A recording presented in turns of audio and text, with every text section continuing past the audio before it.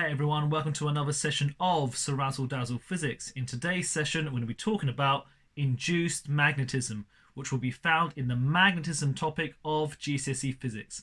So this is a very short video, let's get straight into it. So check this out, guys. Okay, so here we have a bar magnet, guys. One side is north, one side is south. One side is blue and one side is red.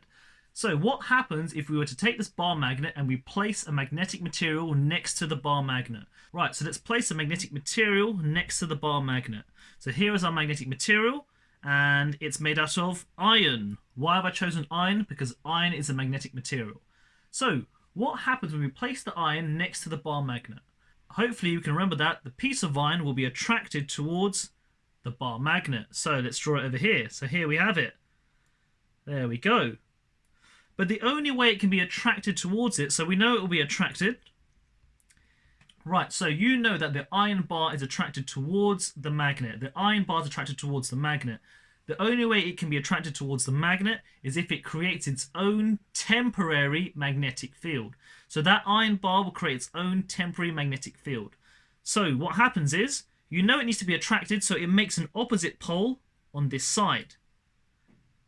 So as you can see, it's closest to the south pole, therefore it makes a north pole next to it. The reason why, you know the opposite poles will attract. And at the opposite end, it will make a south pole.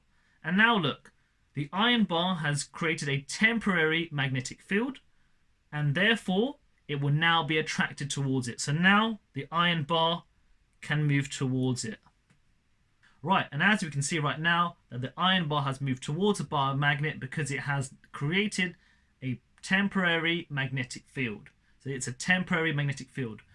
When this occurs, so when you have a magnetic material which creates its own magnetic field, right, so that is called induced magnetism. And induced means it's going to be created. So this means the word create or generate, because it's generated its own magnetism.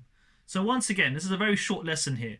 We started off with, at the start, a bar magnet. Yes, we had a bar magnet on one side. We placed a magnetic material next to it. We noticed that, obviously, the magnetic material should be attracted towards the bar magnet. And the only way it can be attracted is if it creates a magnetic field, as shown. And look, obviously, the south pole is there, so it makes a north pole for it to be attracted towards it. And therefore, the iron bar can now move towards it.